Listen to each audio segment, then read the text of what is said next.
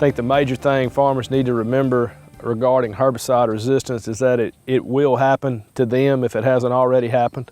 A weed management plan helps fight herbicide resistance because it's being proactive rather than reactive. So when the crop that's going to be planted in April, if you've got a plan for different scenarios in February or March, sometime before planting, then different inevitabilities are planned for. So you're not reacting to the situation. You have a plan for different situations that could possibly arise before they ever get there.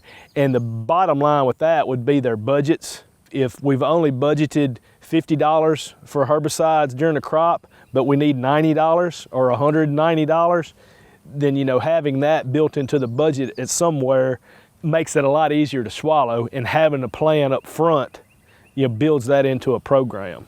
The way a farmer can be certain that his weed management plan is working is by scouting their fields. 10 years ago when we could just spray and assume that what we sprayed was going to work and control the weeds that were present in the field, those days are long gone. We need to scout to design a tank mix if tank mix is required to treat the weeds that are present, but then also we need to check and see what the efficacy on those weeds were.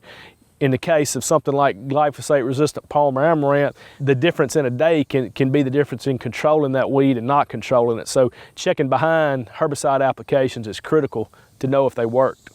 So the primary best management practice that I recommend to slow the development of resistance is making sure that when a field's treated for weeds, that there's always at least 2 modes of action in the treatment that are active on the target weed species, one that has post-emergence activity and one that has residual activity. The places that we recommend growers look to find information on herbicide resistance: the Mississippi Soybean Promotion Board website, our Mississippi Crops blog, which is mississippi-crops.com. Our crops blog is linked to the MSU Extension Service website, so if there are relevant publications from the Extension Service, they will be linked on our crops blog as well.